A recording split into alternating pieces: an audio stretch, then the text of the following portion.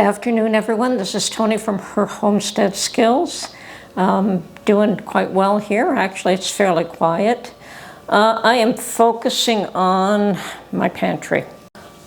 So recently I've decided to do a little bit of research in YouTube land to see what the rest of the world was up to. I've been so focused on my own, what I'm planning, that I really have had a little time to pay attention to what's going on in the world, except, of course, I do keep tabs on the news. Hopefully this issue in Iran will be resolved soon, that oil prices will go down again. But what I have been seeing and what I've been hearing, I don't know how much of it is factual or not, is that, and I'm sure some of it is that the rise in the cost of oil prices are affecting food. That farmers are once again becoming a little concerned about whether they'll be able to plant and harvest this year. And I have been hearing stories about food shortages. Now, personally, I have seen nothing where I am here that reflects that reality, but that doesn't mean it doesn't exist. And if you're noticing it, please let me know, because right now I'm not noticing it, and that's a little bit disconcerting to me. So I have been noticing that other YouTubers are worrying about food shortages per se. I don't really see food shortages as I see a huge rise in food costs, and being a retiree on a pension, every price goes up, whether it's my rent, and that goes up every year, whether it is hydro, and that goes up, whether it is gas to move around, whether it is repairs on my vehicle, which I'm dealing with right now, on insurance, you name it. Every time you turn around, you know, the internet, everything, prices are going up. And, you know, if just one cost went up, it would be fine. But when it's cumulative, right across the board, and food being probably one of the worst, I think that I'm hearing stories of it having gone up 30%.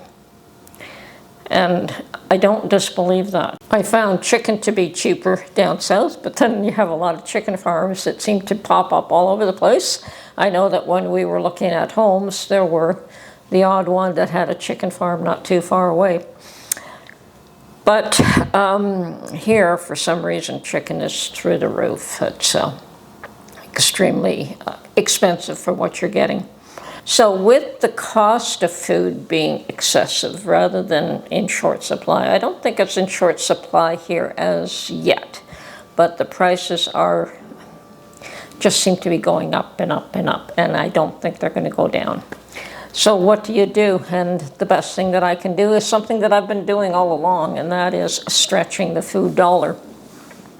And some of the ways that I stretch the food dollar, one way that I do it very consistently is that I make meatballs. I'm sure you've seen a number of videos that I say I'm going to make meatballs. And when you can buy, whether it's ground beef or ground pork, you know, you can buy a couple of pounds of it and turn that into 4 or 5 meals. I know I can use ground pork, and I can buy that 3 pounds for around $7. And I just make a whole whack of meatballs, and if we have 8 per meal, I mean, I usually have 2, and Mark will have, you know, depends on how he feels, if he'll have the balance, or if he leaves some in the morning or the next afternoon for a lunchtime snack. But usually we cook anywhere from 8 to 10 in one sitting. And, you know, that with a plate of pasta is probably the most economical meal that I produce, that I can think of.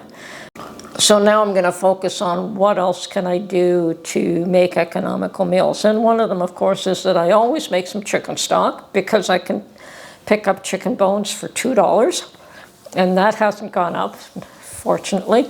So just chicken carcasses here for $2, and I can make a whole pot of chicken stock and put that in my pantry.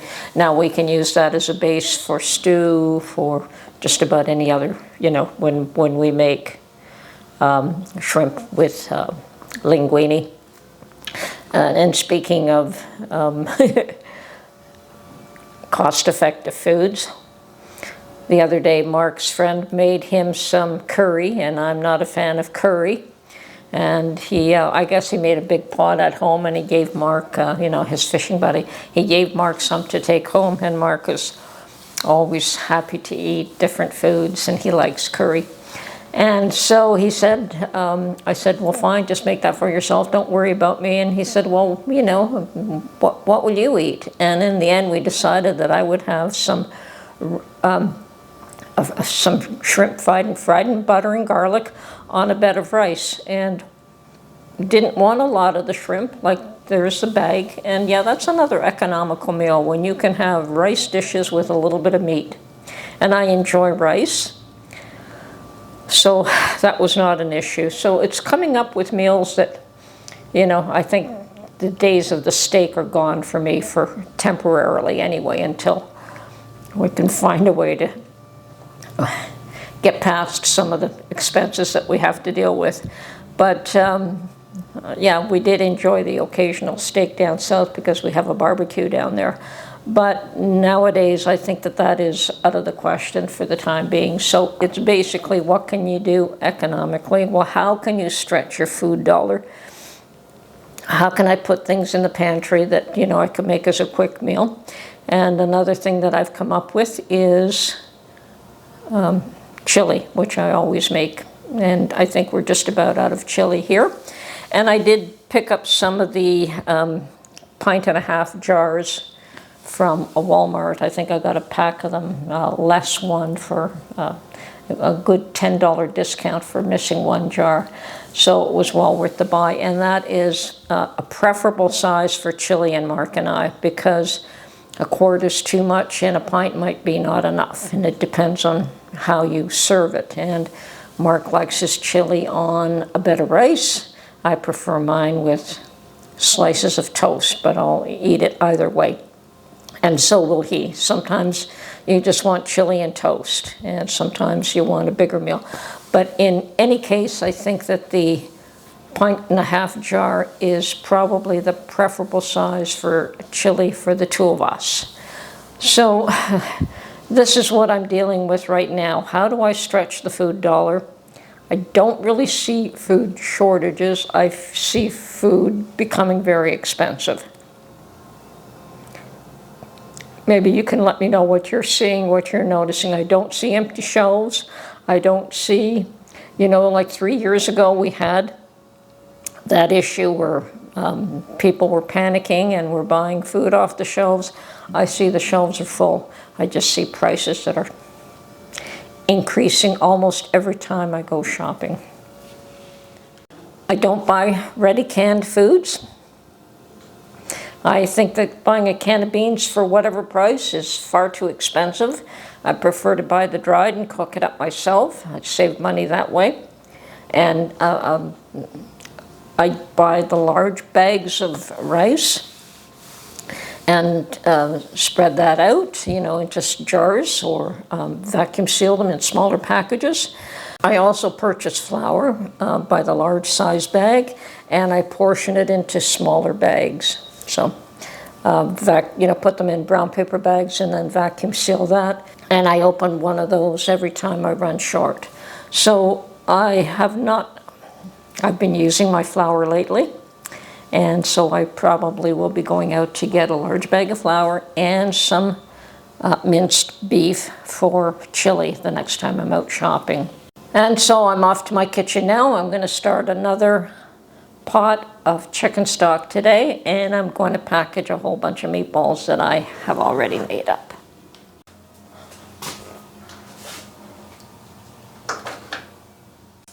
Okay, I've got some water on the stove. I will add to it after I get my chicken bones in, and I've got a good sized package this time. I always look for the larger, the most full packages. But I'm just going to rinse this under the tap to loosen off anything. Well, it looks like I don't have to. It's coming off just fine. Okay, so this is just going to go in the pot as is, and after it boils down, it will sink into the pot. I will add a bit more water, but for the time being, I'm just going to put a lid to get the heat on and get that up to a boil. So the only thing I'm going to add is a couple of onions. And I think this time, in spite of Mark, I will add some dried celery here. So I've got some freeze-dried celery, and that also adds some lovely flavor to the chicken stock. So there we go. It doesn't even have to be a lot. The onions I will do next. And I have one that has grown, so I don't see any reason why I can't add this one in to the stock. It's not as full, but let's open this up. Oh yeah, that's still fine inside, nothing wrong with that. Now I do leave a bit of peel, and let's add this in as well. And as I say, I do leave a bit of peel because that gives the stock a nice flavor, in case you don't know why you do that. I mean, everything gets strained out anyway, so. And I just used the raw chicken. I know some people like to roast the bones before they put it in. I don't bother. I'm quite happy with the results of my chicken stock the way I make them here. Okay, some of you know that whenever I make a batch of meatballs, I freeze them raw.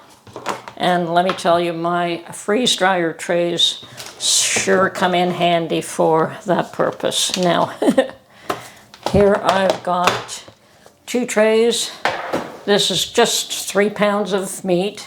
Okay, and I have run out of vacuum seal bags, so right now I'm just going to put them in freezer bags, and these go fairly quickly anyway, so I'm sure they'll be fine until I can get some vacuum seal bags.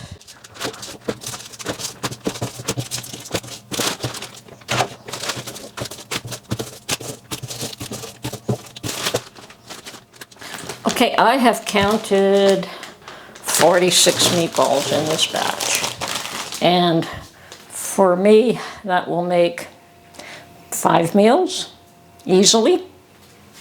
Maybe only 4, but even 4 for $7.